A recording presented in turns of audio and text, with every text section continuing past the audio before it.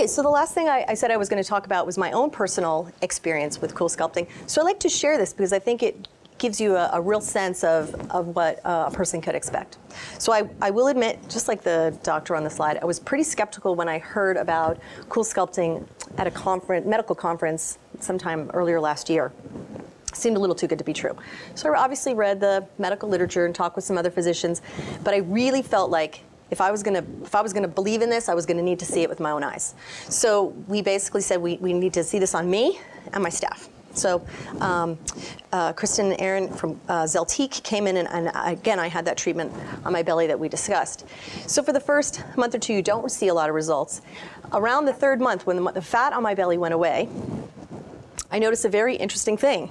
And I'm going to back up by saying, those of people who know me well know that I exercise a lot. I go to an exercise studio that's very close to my office 3 or 4 times a week. I probably do a total of about 1,000 sit-ups a week. That's a lot of sit-ups. Still had fat on my belly. A lot of sit-ups. So when I was treated with coolsculpting and the fat went down on my belly, what I discovered is I have a huge 3-inch rectus hernia. So the rectus muscle is the muscle that runs up and down your belly. I had done so many sit-ups that I actually opened the rectus muscle and parted it. I know, who would do this to themselves?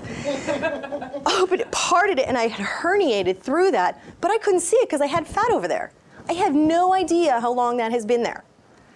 So good news is I'm going to get my hernia repaired by a general surgeon. So it was nice to find that out. But I do feel like that story points out a couple things. Number one, you can do sit-ups till the cows come home. For a certain type of body, if you're going to have fat in that area, it is never going to go away. And the second thing is it really points out that coolsculpting works, because I've had that fat for how long, and it wasn't until I actually had it treated that the fat went away to see that lovely hernia. So that's my personal experience.